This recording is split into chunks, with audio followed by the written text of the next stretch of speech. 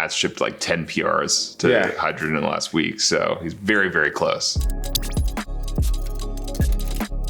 It all started so organically. We both came up with a strategy for how do we make headless commerce more open. We came with the same pitch and neither one of us had to adjust our strategy. Before coming to Shopify, I was a merchant myself, built a headless store using Next.js on Vercel, the tools from Shopify. They weren't there yet. I ended up joining Shopify, and it's one of those like, you join the company, and then you fix the one thing and then you leave. But no, I'm sticking around for a while. Now with the new version of Hydrogen, it's framework agnostic and it's runtime agnostic. You can deploy it anywhere.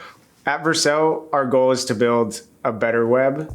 Commerce is a massive part of that web. Shopify gets to bring all of its expertise when it comes to storefronts on the web. We get to bring all of our expertise when it comes to open source and building frameworks. This isn't about bringing Vercel and Shopify together as much as it's bringing all developers that are working with the Shopify API together to build a great solution. The big new thing that's changed is the rise of agents. We package now skills in Hydrogen and can adapt Next.js in your framework standard actions. That is a API that is going to go across every Shopify storefront, headless, hosted, that allows for agentic shoppers to be able to know how to use it and shop it with one consistent API. A big part of the announcement today, I'm hoping the community comes and works on this with us. It's just available to creators, not just developers, creators, so they can focus on their craft